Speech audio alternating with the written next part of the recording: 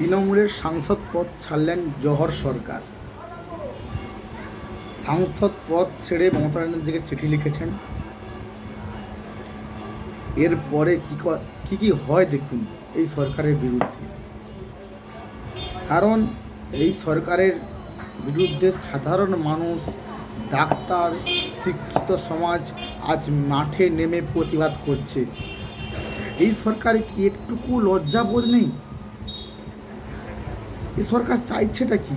দিনের পর দিন মা বোনেরা ধর্ষণ করছে, এই তৃণমূলের দ্বারাই ধর্ষণের শিকার হচ্ছে, এই তৃণমূলের দ্বারাই। তাহলে সরকার চলবে কি করে? এরা সরকার চালাচ্ছে, এরা শাসকে আছে, এদের লজ্জা লাগে না?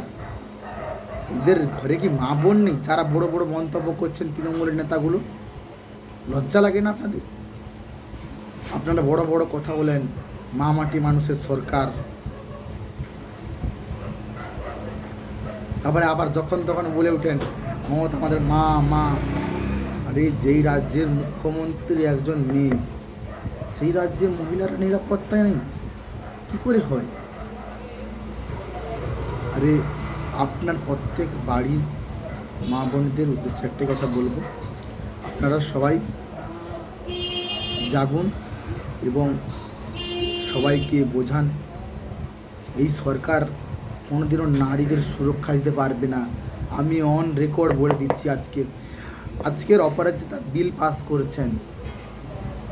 আবে ধর্ষক যারা ধর্ষণ করেছে তাদেরকে ধরছে না এই সরকার, কি করছে? অপরাজিতা বিল পাস করছে। আরে এই ঘটনায় যারা দোষী তাদেরকে তো অ্যারেস্ট করুন আপাতত।